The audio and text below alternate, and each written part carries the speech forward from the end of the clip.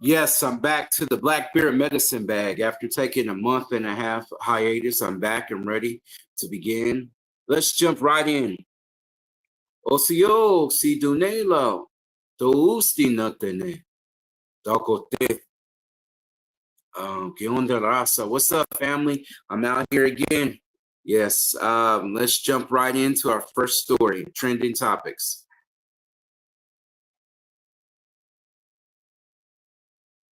Onondaga Nation territory. The Onondaga Nation has regained 1,000 acres of its ancestral land in upstate New York.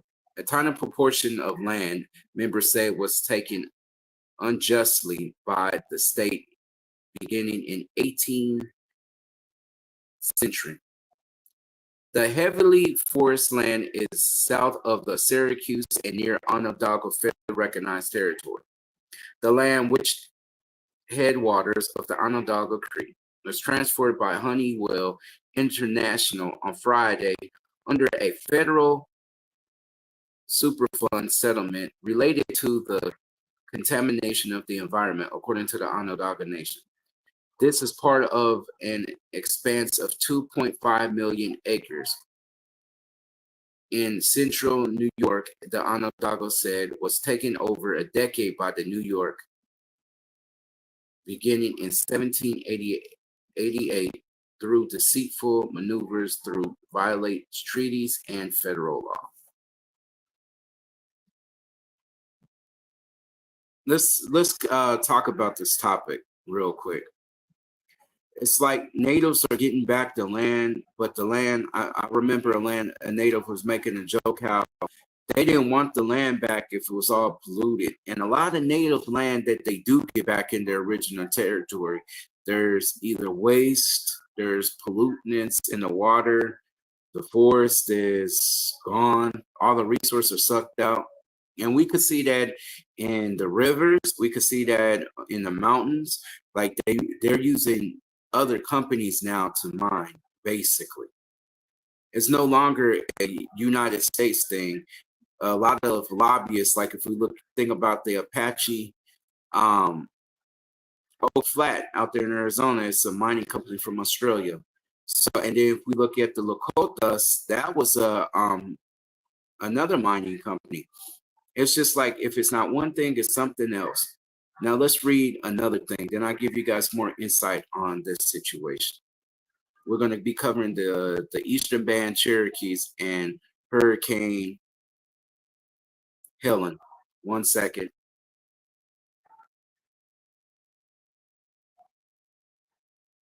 Eastern Band Cherokee Indians pledged support after Hurricane Helen.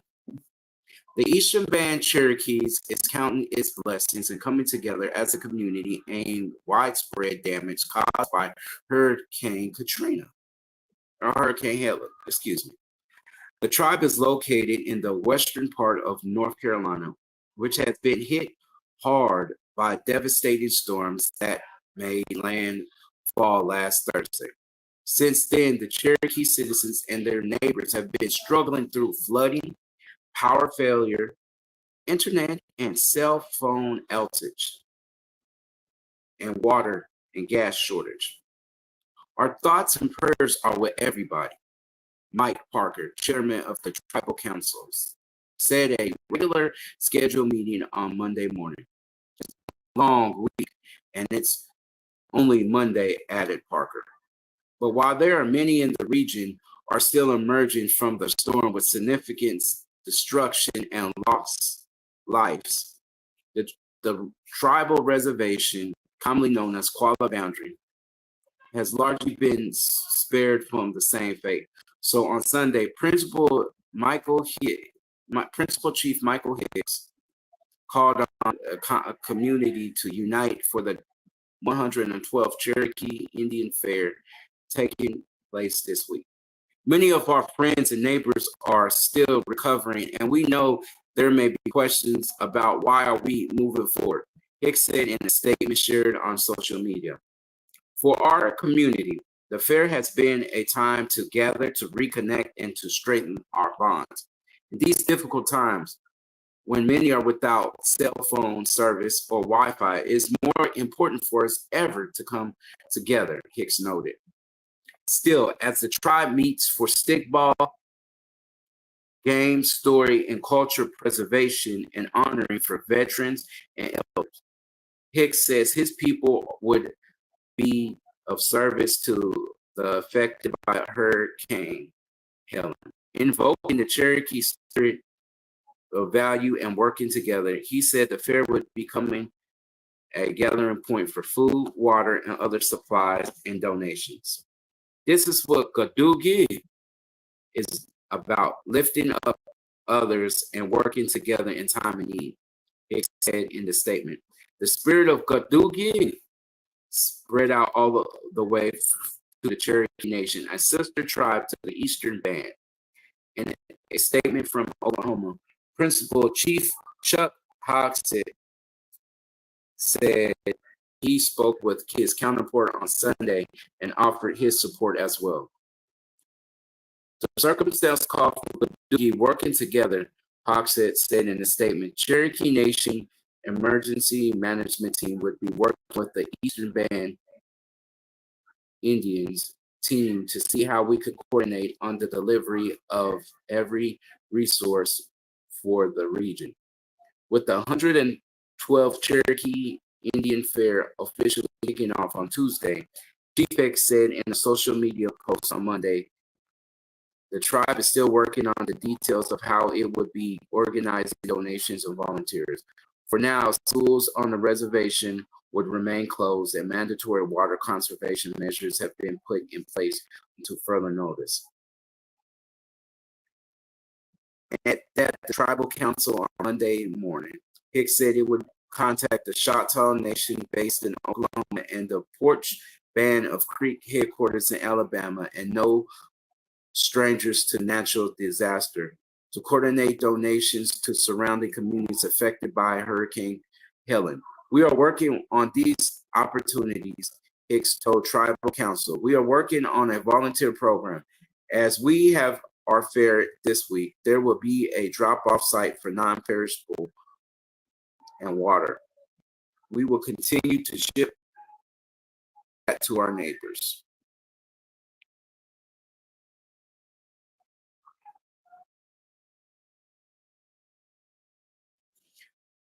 A few weeks ago when this happened, my friend from the Eastern Band Cherokee, I didn't know, I just don't really follow the news like that. And he was texting me, telling me how he felt so bad for the people. This is not a white thing. This ain't a red thing. This ain't a black thing. This is a people thing. And he was helping people. And a lot of the Cherokee and other citizens that were there, they were praying for somebody to come up the mountain, some angels to come down and help them, but they saw angels come up from the mountain. So in times of distress, you never know where your prayer gets you. Don't ever give up when you're in bad situations like this. Continue to pray, whatever way that you pray. Now I will be jumping in THC versus CBD. Let's talk about what CBD stands for. CBD stands for cannabis oil, and THC stands for tetrahydrogen oil. Now I will talk about the side effects of CBD. There's rare to none side effects. If there is a side effect, stomach issues, diarrhea, lack of appetite. The long-term effects of THC, tetrahydrogen oil, is dependency, issues with your brain, issues with memory loss. It's very toxic towards your heart, very toxic towards your lungs when you smoke it, basically. What's THC good for? THC is good for people with glaucoma, people who have insomnia issues, people who have loss of appetite. They usually prescribe people with AIDS, HIV, people cancer, for the THC to help them deal with that. And also they prescribe THC, medical THC, to people with seizures, epilepsy. Now, what is CBD good for? CBD is good for dealing with people who are trying to fight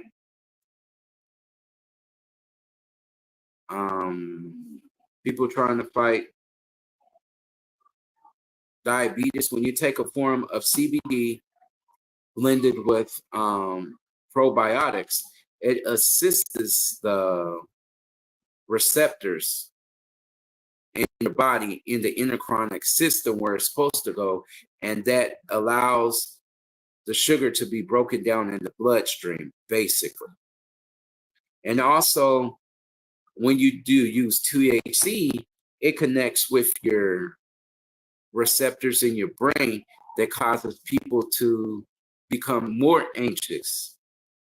And also paranoia is another result of using THC. On top of that, if you use large amounts of THC, you could develop a dependency on it, and you have to use it every day. I've seen people who are on THC, they can't eat without taking THC, basically. CBD and THC come from the same plant, but its effects are totally different.